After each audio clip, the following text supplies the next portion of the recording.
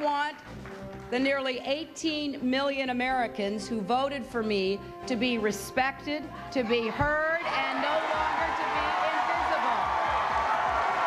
Welcome back to Harbaugh. That was Hillary Clinton last night in New York after Obama. Senator Obama had become, I love this phrase, the presumptive, it sounds like presumptuous, nominee for the Democratic Party. Clinton did not acknowledge, however, Obama as her party's nominee as yet and has not conceded the race. Is she using her voters as a bargaining chip, all 18 million of them, to negotiate what she wants from Senator Obama? Is she angling for the vice presidency or something else? Lisa Caputo served as Hillary Clinton's press secretary, and she's a big Clinton supporter. Hillary Rosen's a big Clinton supporter. She's political director of the Huffington Post, which is getting too big. And Michelle Bernard is an MSNBC political analyst, and she's also the president of Independent Women's Voice. I'm getting a little punchy here. Lisa's right. I mean, when you stay up every night till whatever, and you get up every morning at 5, eventually your IQ, whatever you start with, erodes. But I do find it fascinating. I want to start with Hillary Rosen, who was kind enough to send me your column this morning where you say you're no chip. Explain. Well, first I have to start with something positive, because today at AIPAC, Hillary Clinton did something for Barack Obama that was really important. You know, there'd been some questions among the Jewish voters as to whether Obama was somebody could count on. What you said earlier in the show, them hearing that from Hillary Clinton was an incredibly important message. So, you know, I don't think we've had a kind of a bad day. What troubled me and what I wrote this morning was that what Hillary Clinton seemed to end with last night, as opposed to what she began with, was a sort of massive negotiation with Barack Obama over the next steps in this campaign. And as a Clinton supporter, I'm really a Democrat as well, and I just took the position I want to get on with this. Senator Clinton has every right to have discussions with Senator Obama about how to gracefully close out her campaign, but I don't think it's fair to put all Clinton supporters in this bucket of that somehow we want to be negotiating with Barack Obama too. Lisa, I heard from Andrea Mitchell that some senators have been telling Senator Durbin, who's an ally of Barack Obama, they can't even switch across the aisle from Clinton to Barack Obama as individuals till they get the okay from Senator Clinton, and she's not giving it. She's holding her troops, even as we speak. Well, I think she was meeting with her senior advisors this afternoon, and I think that she's going to bring this to closure very soon. And I think Hillary is absolutely right. I think she took a big first step today with what she said at AIPAC. And I think she's going to do this the right way. She's going to do it in a dignified way. I think the reason she didn't do it last night, honestly, is you have a country in terms of Democratic voters that's split, 18 million versus 18 million. She's just wanting to massage this the right way. She's not going to hold out for some kind of big bargaining chip. I don't believe that. I think she's going to make this a dignified concession when it's the right time for her to do. So you think the Democrats still feel that Al Gore was too gracious in 2000? I don't. In other words, you hear from some people, they wished he had fought harder. Other people think it was the grandest speech he gave the whole campaign when he conceded. I have to tell you, I thought he gave a great speech. A lot of people I've talked to today thought Hillary Clinton gave a great speech last night, among her better speeches.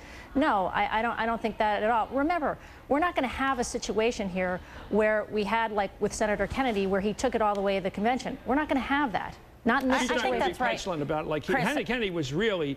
He really hurt Carter. We're not going to have Hillary Clinton is not going to be that. Exactly. How do you know, Hillary Rosen, how do you know that Hillary Clinton will not be tough right to the convention?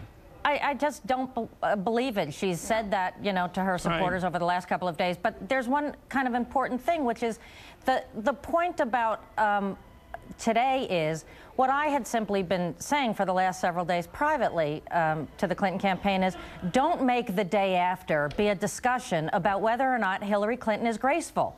Yeah. In her heart, we know she wants a Democrat to be elected, and she's going to work harder than anybody come this campaign. But what's happened, because she didn't take that step last night, all of the discussion today has been about questioning her motives. That, I think, is what has hurt the most. Yeah, let's take a look now. I wanted Michelle to get in. Here's Governor Ed Rendell about Hillary Clinton in an interview in New York today.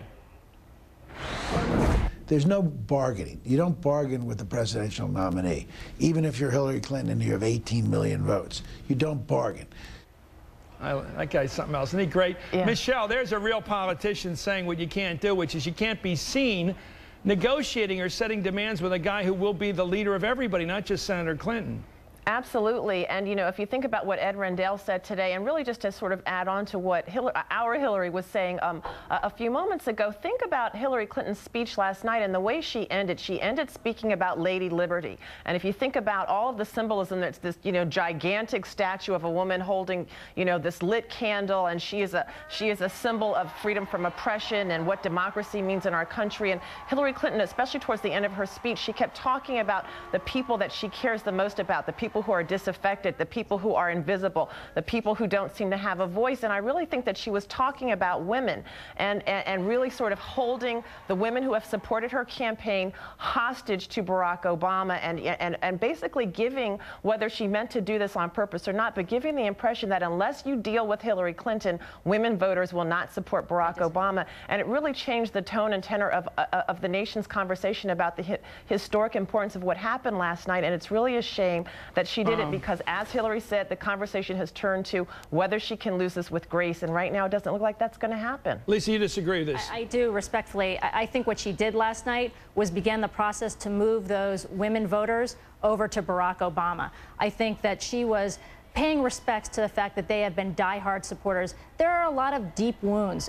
There are a lot of people, all of us as Democrats who talk to, who say, you know, they don't know what they want to do now if Hillary Clinton's out of the race, since they were staunch Hillary supporters. She's got to move those people to Barack Obama. Why did she put out a letter last night encouraging her supporters, all 18 million of them, to express their view as to what she should do?